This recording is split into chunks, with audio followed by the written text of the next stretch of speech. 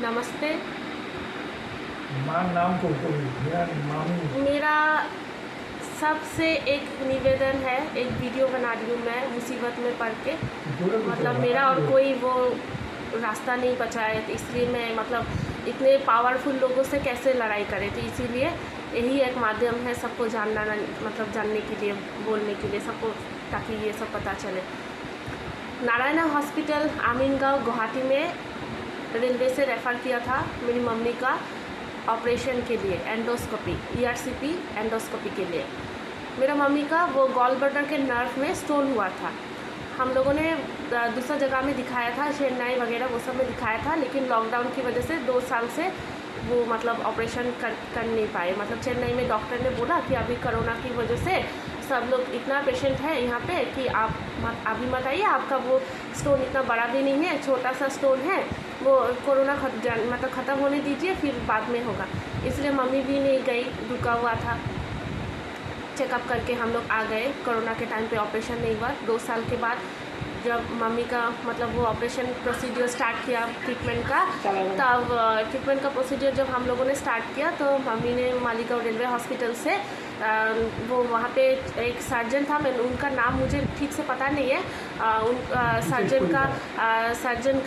Surgeon ने मतलब Maligaon railway hospital से मम्मी को आमीनगांव नारायणा हॉस्पिटल में गुवाहाटी में रेफ़र कर दिया कि वहाँ पे ये एंडोस्कोपी, ERCP एंडोस्कोपी मतलब होता है, अच्छे से होता है, बेस्ट हॉस्पिटल है नॉर्थ ईस्ट का, ऐसा बोल के।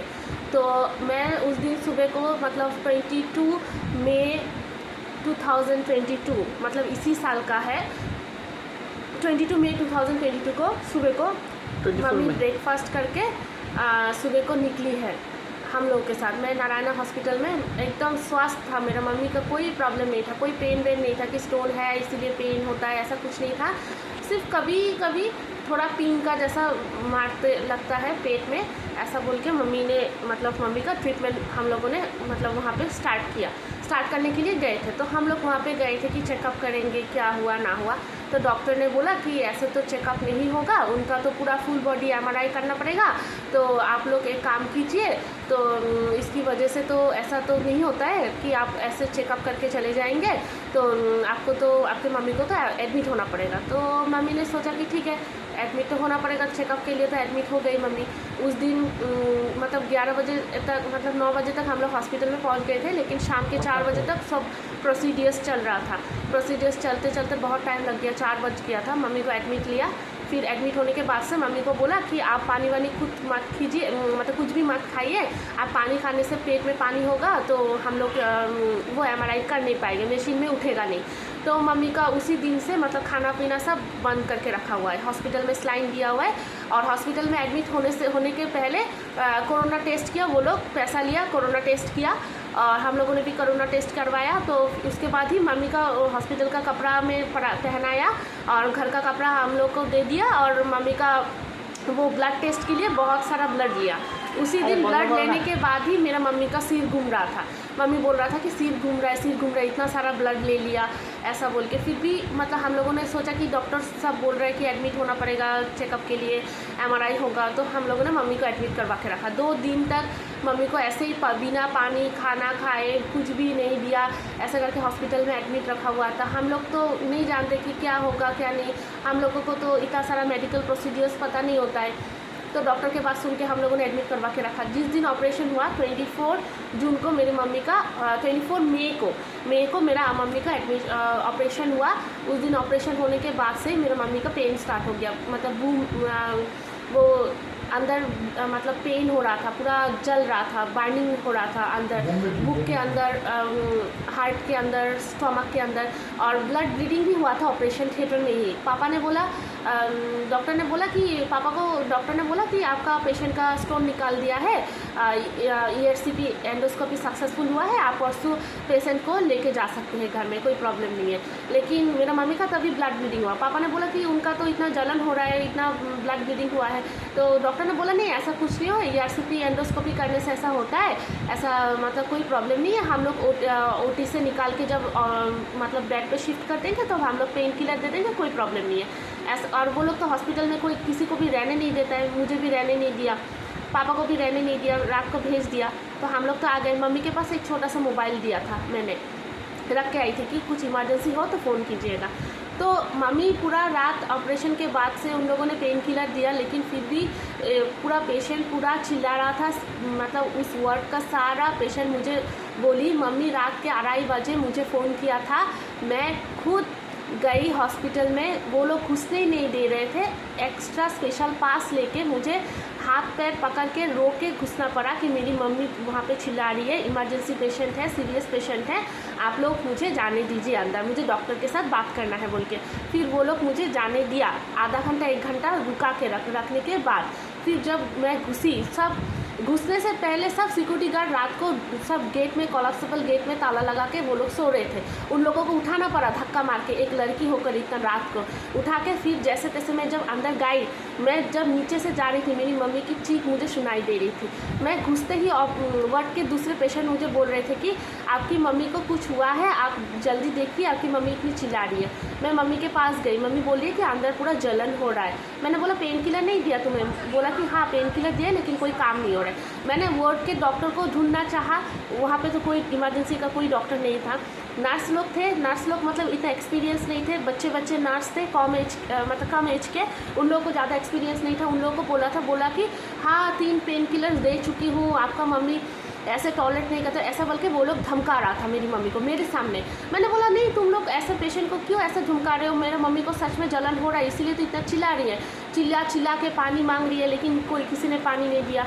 मैंने बोला कि मैं पानी दे सकती हूँ क्या? बोला कि नहीं, पानी देने से वो जलन फिर से इंक्रीज़ हो जाएगा। जैसे तैसे मैंने बोला कि जिसने ऑपरेशन किया है डॉक्टर हितेश कोलिता, उनको बुलाइए, क्या हुआ है वो चेकअप करेगा। तो उसने बोला, नर्स वो लोग जो ड्यूटी में थे नाइट ड्यूटी में, वो लोग बोले कि नहीं डॉक्टर का अभी अवेलेबल नहीं है, कल शाम को ही डॉक्टर आएंगे। तो मैंने बोला नहीं, सर्जन इतना देर तक आने से मैं तो रुक नहीं सकती, मैं आपको पैसा दूंगी, आप दूसरा हॉस्पिटल से कोई भी दूसरा डॉक्टर, अच्छा डॉक्टर मंगवाइए, आपके यहाँ पे डॉक्टर नहीं है।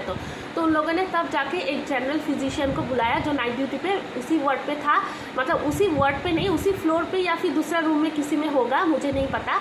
तो वो आए, वो आके मेरी मम्मी को बोला कि अभी तक आपको अच्छा ठीक नहीं मिला, मैं बुलाने के बाद बुलाई। अब जब मेरी मम्मी ने मुझे फ़ोन किया था 2:30 बजे थे, नर्स लोगों ने मेरा मम्मी का फ़ोन छीन के उन लोगों के पास रख दिया। उन लोगों ने हम लोग को फ़ोन भी नहीं किया, मतलब बताया भी नहीं कि आपकी मम्मी इतनी सीरियस है, इतना चिल्ला रही है, कुछ नहीं, उनको ट्रीटमेंट भी नहीं दिया। 12 आवर्स मतलब ऑलमोस्ट हो चुका था, रात के 2:30 बजे मैं गई थी, तब से लेकर ऐसे करके पूरा 5 बज गया था जब मैं डॉक्टर के साथ बात कर रही थी, वो जनरल फिजिशियन के साथ। तो उन्होंने फिर से पेन किलर दिया, 1 घंटा रुकने के लिए बोला था। मुझे तो समझ में नहीं आ रहा था, मैं भगवान का नाम ले रही थी और वहाँ पे बैठ गई और रुक रही थी, फिर भी मेरी मम्मी का जलन नहीं हुआ। तो मैंने उसी डॉक्टर को फिर से बुलाने के लिए बोला, तो उसने नर्स लोग बोले थे कि अरे अभी तो आपने डॉक्टर के साथ बात किया, अब ऐसा क्यों कर रहे हैं, फिर क्यों डॉक्टर को चाहिए। मैंने हाथ पैर पकड़ के रोक के जैसे जैसे मैंने बोला कि अभी डॉक्टर को बुलाइए, फिर से वो डॉक्टर को बुलाया, बहुत देर के बाद इंतज़ार करवा के वो डॉक्टर आए। फिर तब जाके मैंने बोला कि मेरी मम्मी को कुछ हुआ है, इतना जलन क्यों हो रहा है, इतना पेन हुआ है, ऑपरेशन का पेन होने से तो ऐसा नहीं होता है, ऐसा तो नहीं होगा, वो पेशेंट मतलब बियर ही नहीं कर पा रही है, इतना पेन है। फिर डॉक्टर ने ब्लड टेस्ट किया, कुछ स्लाइन लगाया, इंजेक्शन दिया, फिर बोला कि तुम्हारी मम्मी को पैनक्रेटिस हुआ है, सीवियर पैनक्रेटिस हुआ है, इन्फेक्शन हुआ है। मतलब तब जाके बोला कि यहाँ पे जो वार्ड में जो ट्रीटमेंट करना था वो तो हम लोग कर चुके हैं, अभी आईसीयू में उनको शिफ्ट करना है, आईसीयू का बेड खाली नहीं है। तब तक ऑलरेडी 6:30 हो चुका था सुबह का। फिर 1 घंटा रुकने के बाद 7:30 को वो लोग मेरी मम्मी को वार्ड से लेकर आईसीयू के बेड तक शिफ्ट किए। आईसीयू में ले जाने के बाद उनका फिर से नेक्स्ट ट्रीटमेंट प्रोसीडियर सब स्टार्ट हुआ। नेक्स्ट ट्रीटमेंट प्रोसीडियर स्टार्ट होने के बाद भी मैं जानने की कोशिश कर रही थी कि मेरा मम्मी को थोड़ा आराम मिला कि नहीं।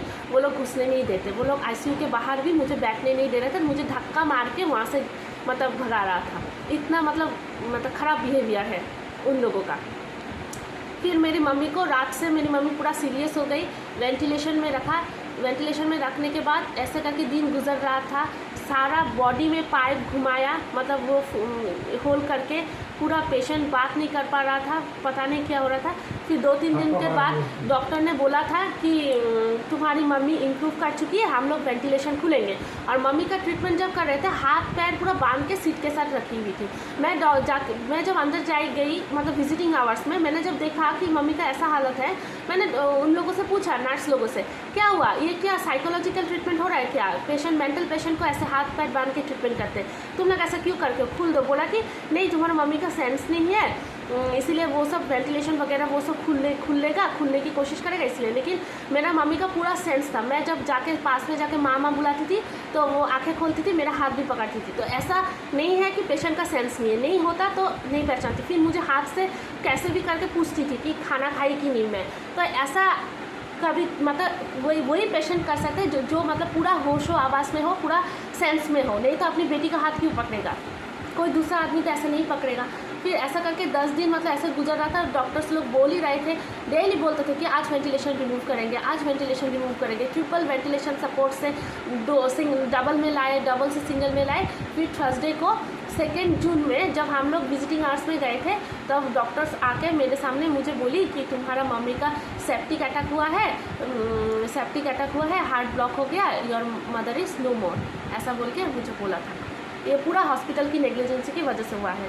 वो आईसीयू के बेड तक लाने तक वर्ड से 12 आवर्स का गैप, मेरा मम्मी को कुछ भी पैनक्रेटिस हुआ जो उसका ट्रीटमेंट नहीं मिला।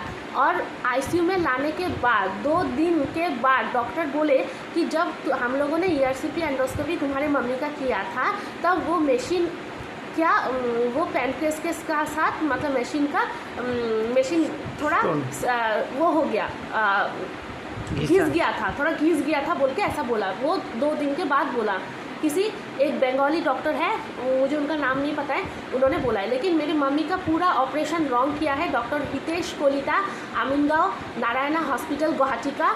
और मेरे मम्मी जो एडमिट हुई थी वो डॉक्टर दिग्विजय शर्मा जो सर्जन है उनके अंदर ही एडमिट हुई थी। और जब रात को मेरी मम्मी चिल्ला के मुझे बुलाई, जब मैं गई तो मेरी मम्मी ने मुझे बोला, उन्होंने खुद बोला, लेकिन मैं उस कंडीशन में नहीं थी कि मोबाइल में रिकॉर्डिंग करूँ या वीडियो करूँ, ऐसा कंडीशन में मैं नहीं थी, इसीलिए नहीं कर पाई। लेकिन मेरी मम्मी ने खुद मुझे बोला कि यहाँ पे कोई मुझे ट्रीटमेंट नहीं मिला, मुझे इमीडिएट कोई ट्रीटमेंट नहीं मिला, ऐसा मुझे क्लियर मेरी मम्मी ने मुझे बोला है।